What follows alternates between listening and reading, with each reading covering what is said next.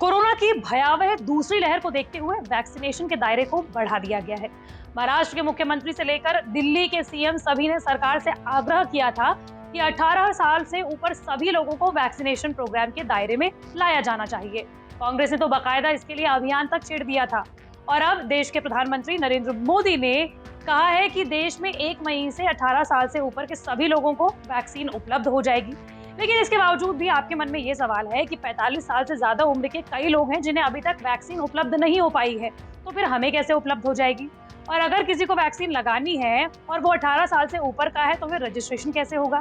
तो इन तमाम सवालों का जवाब देगी हमारी यही वीडियो। नमस्कार, मैं हूँ आपके साथ श्रेया बहुगुणा और आप देख रहे हैं न्यूज तक। देखिए, सबसे पहले तो ये जान लीजिए कि सरकार के फैसले के मुताबिक किसे और किस तरीके से वैक्सीन मिलेगी। तो देखिए, प्रधानमंत्री नरेंद्र मोदी की अध्यक्षता में एक उच्च स्तरीय बैठक हुई थी जिसमें ये डिसाइड किया गया कि 18 साल से ऊपर के सभी लोगों को वैक्सीनेट किया जाएगा, जिसके तहत सेंट्रल ड्रग्स लेबोरेटरी से जारी होने वाली 50% डोजेस को केंद्र सरकार को दिया जाएगा और बाकी 50% स्टॉक को राज्य सरकारों और खुले बाजार को दिया जाएगा। वैक्सीन निर्माताओं को 1 मई 2021 से पहले राज्य सरकारों और खुले बाजार में वैक्सीन डोज की कीमत क्या होगी ये भी बताना होगा। देखिए, वैक्सीन निर्माताओं के 50% डोज राज्य सरकारें, प्राइवेट अस्पताल, औद्योगिक संगठन खरीदेंगे। प्राइवेट अस्पताल वैक्सीनेशन की कीमत तय कर सकेंगे। वहीं जिन केंद्रों पर इस समय 45 साल से ज्यादा उम्र के लोगों को वैक्सीन दिया जा रहा है वो जारी रहेगा, यानी कि सरकारी सेंटर्स पर फ्री में और प्राइवेट सेंटर में 250 रुपए में डोज लगते रहेंगे। देखिए, रूस की जो वैक्सीन है जिसे हाल ही में नियामक संस्थाओं ने मंजूरी दी है, जिसका नाम स्पुतनिक वी रखा गया है, उसकी कीमत विदेशों में तकरीबन $10 यानी कि 750 रुपए की कीमत है। लेकिन ये कहा जा रहा है कि कोविशील्ड और कोवैक्सीन को मुकाबला देने के लिए भारत में इसकी कीमत इन्हीं के बराबर यानी कि 250 रुपए के आसपास में रखी जा सकती है। रूस में भारत के राजदूत के मुताबिक स्पुतनिक वी का अगला बैच अगले 10 दिनों में भारत पहुंच जाएगा, यानी कि 1 मई से पहले भारत पहुंच जाएगा। इसके साथ ही मई में भारत में इसका उत्पादन भी शुरू हो जाएगा, जिसे कि डॉक्टर रेड्डी लेबोरेटरीज को इसका ठेका दिया हुआ है। देखिए, रूस में जो भारत के राजदूत हैं उनके मुताबिक स्पुतनिक वी का जो पहला बैच है वो अगले 10 दिनों में यानी कि 1 मई से पहले भारत पहुंच जाएगा। साथ ही मई में ही भारत में इसका उत्पादन भी शुरू हो जाएगा। डॉक्टर रेड्डीज जो हैं वो स्पुतनिक के साथ उन्होंने एग्रीमेंट किया है और डॉक्टर रेड्डी लेबोरेटरी ही इस वैक्सीन का उत्पादन भारत में करेगी। माना जा रहा है कि हर महीने स्पुतनिक वी के 5 करोड़ डोजेज उपलब्ध होंगे। वैक्सीन के डोजेज की कमी को दूर करने के लिए सरकार ने 12 अप्रैल को इसी वैक्सीन को मंजूरी दी थी।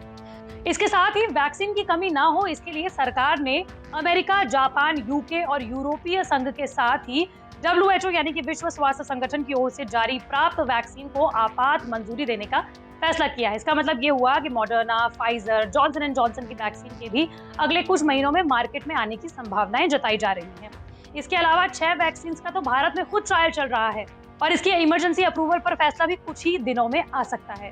वहीं इस बीच जिन हेल्थ केयर फ्रंटलाइन वर्कर्स और 45 साल से ज्यादा उम्र के लोगों को वैक्सीन की पहली डोज लग चुकी है उन्हें दूसरी डोज में प्राथमिकता दी जाएगी। ये नियम सभी स्टेक होल्डर्स पर लागू रहेगा, यानी कि राज्य सरकारें, केंद्र सरकारें और जितने भी प्राइवेट हॉस्पिटल्स हैं उन्हें 45 साल से ज्यादा उम्र के उन लोगों को पहले वैक्सीन लगाने की प्रायोरिटी रखनी पड़ेगी जिन्हें पहली डोज मिल चुकी है। अब देखिए, आपके मन में ये सवाल होगा कि नई पॉलिसी से क्या वैक्सीनेशन को रफ्तार मिलेगा? तो ये कहना थोड़ा सा मुश्किल है, क्योंकि पहला सवाल तो यही होगा कि जब राज्यों के पास वैक्सीन के डोज है ही नहीं तो फिर 1 मई के बाद ऐसा क्या हो जाएगा कि सबको डोज दिए जा सकेंगे। राज्य ने कुछ सरकारों की मांग पर यह फैसला तो ले लिया, पर सबके लिए वैक्सीन डोज उपलब्ध कराना सरकार के लिए थोड़ा मुश्किल साबित हो सकता है। इन्हें इन आंकड़ों से समझा जा सकता है कि 19 अप्रैल को सुबह 8 बजे तक 12 करोड़ के आसपास में वैक्सीन की डोजेस दी जा चुकी है। इनमें से 10 करोड़ पहली डोजेस हैं, जबकि 1.64 करोड़ दूसरे डोजेस हैं। जनगणना के आंकड़ों के मुताबिक हेल्थ केयर फ्रंटलाइन वर्कर्स और देश की पूरी 45 साल से ज्यादा उम्र की आबादी को वैक्सीनेट करने के लिए अभी 46 करोड़ वैक्सीन डोजेस और चाहिए। हालांकि सीरम इंस्टीट्यूट ऑफ इंडिया और भारत बायोटेक की महीने की कुल क्षमता करीब 7 करोड़ डोजेस हैं। अगर इसमें रूस की स्पुतनिक वी को भी जोड़ दिया जाए तो अगले महीने से भारत को करीब 12 करोड़ डोजेज मिलने की संभावना है। Pfizer, Moderna, Johnson and Johnson की वैक्सीन के भी अगले कुछ महीनों में मार्केट में आने की संभावनाएं हैं। इससे आने वाले महीनों में देश में वैक्सीन की कमी को शायद दूर किया जा सकता है, लेकिन तुरंत ये कमी दूर नहीं हो पाएगी। साथ ही अभी तक भारत में जितना भी वैक्सीनेशन प्रोग्राम हुआ है उसमें 91% हिस्सेदारी कोविशील्ड की रही, जिसे बनाया है भारत ही नहीं बल्कि विश्व की सबसे बड़ी फार्मास्यूटिकल कंपनियों में से एक सीरम इंस्टीट्यूट ऑफ इंडिया ने। लेकिन अब एसआईआई भी कच्चे माल की कमी की वजह से अपने प्रोडक्शन को पूरा नहीं कर पा रहा है। हालांकि अमेरिका के राष्ट्रपति जो बाइडेन ने भरोसा दिलाया है कि अमेरिका में जो कच्चा माल होता है उसे भारत जल्द ही दिया जा सकेगा। फिलहाल इस पर रोक है। इसके साथ ही भारत बायोटेक जो कि कोवैक्सीन बना रहा है उसे भी प्रोडक्शन तेज करने में दिक्कत हो रही है। सरकार ने बायोमेडिकल रिसर्च बॉडी हफकिन इंस्टीट्यूट से कोवैक्सीन बनाने को कहा है ताकि वैक्सीन की इस कमी को पूरा किया जा सके। तो आखिर हमें वैक्सीन कब तक ढंग से मिल सकेगी? तो देखिए, केंद्र सरकार ने जो ये नया सेटअप बनाया है जिसमें प्राइवेट कंटेंडर्स जो है उनको भी शामिल किया गया है, उससे साफ है कि अब सरकारी सेटअप में सिर्फ 45 साल से ज्यादा उम्र के लोगों को ही वैक्सीनेट किया जाएगा। बाकी लोगों को वैक्सीनेट करने की जिम्मेदारी राज्य सरकारों और प्राइवेट सेक्टर्स पे अब छोड़ दी गई है। यानी कि अब आपका राज्य तय करेगा कि 18+ को वैक्सीन लगाने का खर्चा कौन उठाएगा और किस तरीके से वैक्सीन लगाई जाएगी।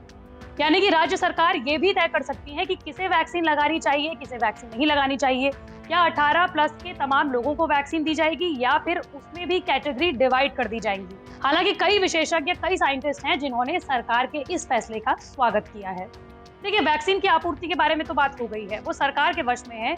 अब बात करते हैं उस बात की जो आपके वश में है, यानी कि वैक्सीन के लिए रजिस्ट्रेशन को कैसे किया जा सकता है। दरअसल 1 मई से 18 साल से ज्यादा उम्र के सभी लोगों को वैक्सीन दी जानी है। तो ऐसे में एक बार फिर से पूरी प्रक्रिया को समझना हमारे लिए बेहद जरूरी है। बहरहाल, आपको सबसे पहले बताते हैं कि अगर आप भी कोरोना की वैक्सीन लगाना चाहते हैं तो आपको क्या करना पड़ेगा। तो देखिए, वैक्सीन लगाने के लिए रजिस्ट्रेशन की प्रक्रिया बहुत ही आसान है। हम आपको कई मौकों पर बता चुके हैं। तो अपने मोबाइल फोन या फिर कंप्यूटर के ब्राउजर में आपको selfregistration.cowin.gov.in पर लॉगिन करना है। यहाँ आपको अपने मोबाइल नंबर के साथ रजिस्ट्रेशन करना होगा। पोर्टल के जरिए निर्धारित समय सीमा में आप वैक्सीन के लिए रजिस्ट्रेशन कर सकेंगे। एक मोबाइल फोन से ज्यादा सिर्फ 4 लोग वैक्सीनेशन के लिए रजिस्ट्रेशन करवा सकते हैं। अब दूसरा सवाल ये होता है कि पोर्टल पर रजिस्ट्रेशन नहीं करवा सके तो फिर क्या करना होगा। तो देखिए, बहुत सारे ऐसे लोग होते हैं जो कि डिजिटल फ्रेंडली नहीं होते हैं। ऐसे में पोर्टल पर रजिस्ट्रेशन कराना उनके लिए मुमकिन नहीं होता। आप चाहे तो किसी साइबर कैफे की मदद ले सकते हैं। वहाँ कुछ नॉमिनल चार्ज में आपका रजिस्ट्रेशन कर दिया जाएगा।